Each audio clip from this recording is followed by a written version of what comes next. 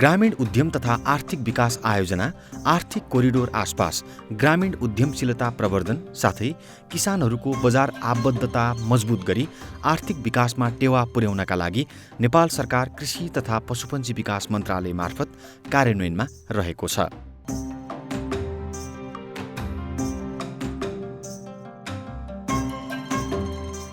आर्थिक वर्ष 2077-78बाट 5 वर्षका लागि यस आयोजनाको लागत दात्री निकाय विश्व बैंकको 80 मिलियन अमेरिकी डलर ऋण सहयोग र लाभग्राहीहरूको 40 मिलियन अमेरिकी डलर गरी कुल 120 मिलियन अमेरिकी डलर रहेको छ।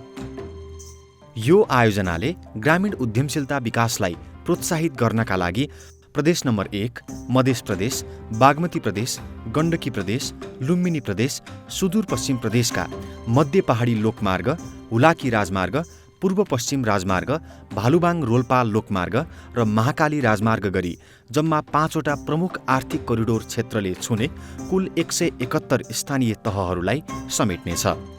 जम्मा 35 जिल्लाका 171वटा पालिका चाहिँ यसको कार्यक्षेत्र रहेका छन् र यो कार्यक्षेत्र अन्तर्गतकै कार्यक्षेत्रमा यी पालिकाहरूमा ग्रामीण उत्पादनमूलक साझेदारीको जुन चाहिँ कम्पोनेन्ट छ त्यसको लागि हामीले राष्ट्रिय रूपमा एउटा कम्युनिकेसन क्याम्पेन मार्फत किसानहरूलाई सूचित गर्छौँ। यो कार्यक्रम भनेको के हो, यसबाट कसरी फाइदा लिन सकिन्छ भन्ने बारेमा हामी सूचित गर्छौँ र एउटा राष्ट्रिय स्तरमै सम्बन्धित सबै किसान समूह सहकारीहरूले थाहा पाउने गरी पत्र पत्रिका मार्फत, रेडियो टेलिभिजन मार्फत हामीले यो प्रपोजल कल गर्छौँ, प्रस्तावनाको आह्वान गर्छौँ।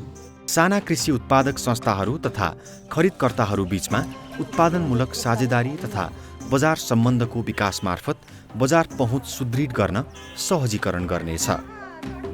आयोजनाले आवश्यक नीतिगत खाका, आवश्यक संरचनाहरू निर्माण र क्षमता विकास लगायत अन्य सहयोगी सेवाहरू मार्फत उपयुक्त उद्यमशीलताको वातावरण निर्माण गर्न समेत सहयोग पुर्याउनेछ। साना किसानहरूलाई समेट्ने र उद्यमशीलता विकास मार्फत किसानहरूलाई र युवा पुस्ताहरूलाई चाहिँ कृषि उद्यमी बनाउने भन्ने नै हो यसको टार्गेट। र त्यही हिसाबमा कृषिलाई चाहिँ एउटा परम्परागत रूपबाट सब्सिस्टेन्स फार्मिङ भन्छ, निर्वाहमुखी कृषि प्रणालीबाट एउटा चाहिँ व्यावसायिक कृषि प्रणालीमा रूपान्तरण गर्ने भन्ने सोच नै हो र त्यो गर्ने क्रममा चाहिँ कृषिलाई बजारसँग जोड्ने भन्ने पनि यसको चाहिँ उद्देश्य छ। त्यो हुँदाखेरि चाहिँ कृषिको उत्पादन प्रवर्धन गर्ने, किसानलाई व्यवसायीकरण गर्ने, त्यसलाई बजारसँग जोड्ने। उत्पादनमूलक साझेदारीलाई प्रवर्धन गर्ने उत्कृष्ट व्यावसायिक योजनाहरूलाई पूरक अनुदान, मागमा आधारित साना कृषि बजार केन्द्रहरू निर्माण, मूल्य श्रृङ्खला सम्बन्धी आधारभूत संरचनाहरू निर्माण साथै प्रादेशिक बजार निर्माण यसका प्रमुख लगानीका क्षेत्रहरू हुन्।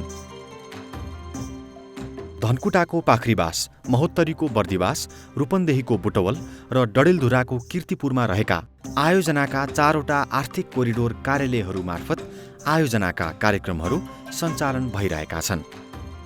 आयोजनाका मुख्य गरी 4वटा सम्भागहरू रहेका छन्। सम्भाग 1 ग्रामीण उत्पादनमूलक साझेदारी मार्फत कृषकहरूको बजार आबद्धता सुनिश्चित गर्ने। सम्भाग 2 सङ्घीय संरचनामा उद्यमशीलताको वातावरण सुदृढ बनाउने। सम्भाग 3 कोभिड-19 का कारण अवरुद्ध खाद्य आपूर्ति श्रृङ्खला र ग्रामीण अर्थतन्त्रलाई पुनर्स्थापित र मजबुत गर्ने। सम्भाग 4 आयोजना व्यवस्थापन। यो आयोजनाले किसानसँग निकट भएर काम गर्ने मुख्य सम्भाग भनेको आयोजनाको सम्भाग 1 अन्तर्गत ग्रामीण उत्पादनमूलक साझेदारी मार्फत कृषकहरूको बजार आबद्धता सुनिश्चितताका लागि पूरक अनुदान उपलब्ध गराएर नै हो। उत्पादनमूलक साझेदारी। अधिकांश किसानहरूको समस्या भनेको कृषि उत्पादनहरूको सुनिश्चित बजार भएन, उपयुक्त मूल्य पाइएन भन्ने रहेको छ भने उपभोक्ताहरूले झन् सधैँ चर्को मूल्यमा दैनिक उपभोग्य खाद्य पदार्थहरू खरिद गर्नु परिरहेको छ र कृषि उपजहरूको आयात समेत उच्च छ। उत्पादक र खरिदकर्ता बीच खरिदकर्ताको माग बमोजिमको उत्पादकले उत्पादन गर्ने र त्यसको उचित मूल्यसहित खरिदको सुनिश्चितता खरिदकर्ताले गर्दै उत्पादक खरिदकर्ता बीच दिगो व्यावसायिक सम्बन्ध स्थापित गरी दुवैको उत्पादकत्व वृद्धि गर्नु नै उत्पादनमूलक साझेदारीको अवधारणा हो। प्रोडक्टिभ पार्टनरसिपको आधारमा यो प्रोजेक्टहरू छनौट गरेर त्यसलाई चाहिँ त्यसैको आधारमा एउटा भ्यालु चेन को प्रारम्भिक उत्पादनदेखि प्रशोधन, बजारीकरण, मूल्य श्रृङ्खला, मूल्यका कुराहरू, खरिद बिक्रीको ग्यारेन्टी प्रत्याभूतिदेखि लिएर यो उपभोक्ताको सम्म पुर्याउने सन्दर्भमा कम्प्लिट एउटा चेनमा आधारितमा रहेर आयोजना सञ्चालन गर्ने लक्ष्य लिएको छ। यसमा आयोजनाले कसरी लगानी गर्छ त? आयोजनाले लगानी गर्ने भनेको नै अगाडि व्याख्या भएअनुसारको उत्पादनमूलक साझेदारीका लागि उत्पादक संस्थाहरूले तयार गरेका सम्भाव्य व्यावसायिक योजनाहरूलाई हो।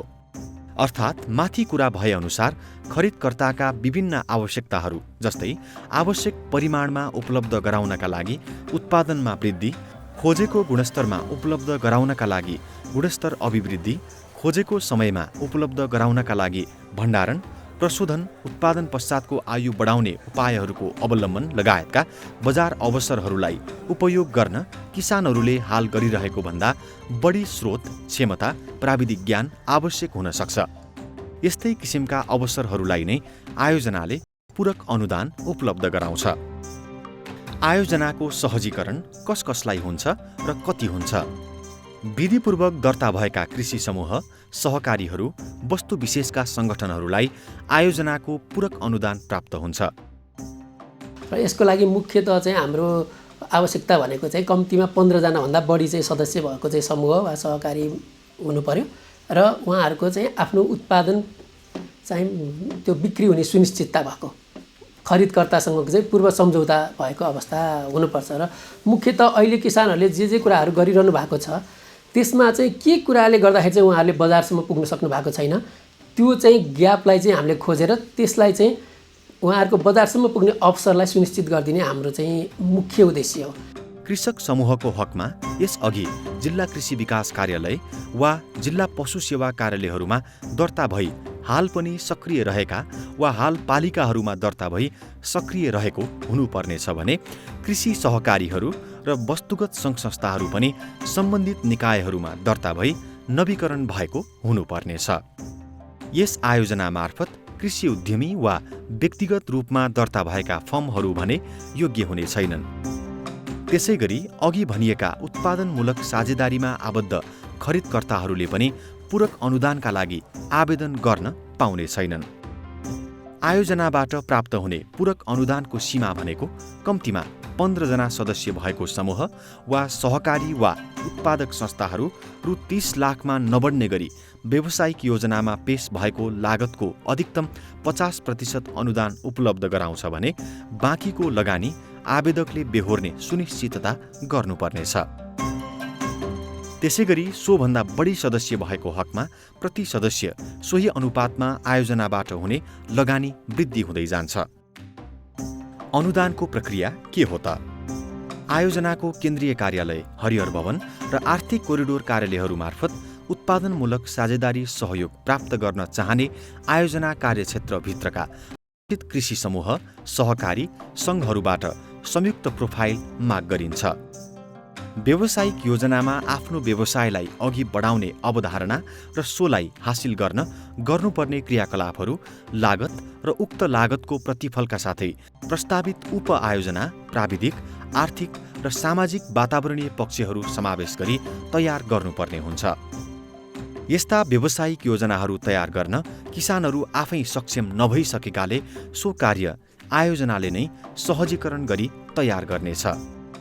ग्रामीण उद्यम तथा आर्थिक विकास आयोजना आर्थिक कोरिडोर आसपासका ग्रामीण उद्यमशीलता प्रवर्धन साथै त्यहाँ आसपासका किसानहरूले उत्पादन गरेका कृषि उपजहरूलाई मार्केट एक्सेस, बजार पहुँच सहज होस् भनेर क्षेत्रीय कृषि बजारहरू मुख्यतः प्रदेश वाइज सबै प्रदेशमा छैन 4वटा कृषि बजारहरू निर्माणका कार्यक्रमहरू रहेका छन्।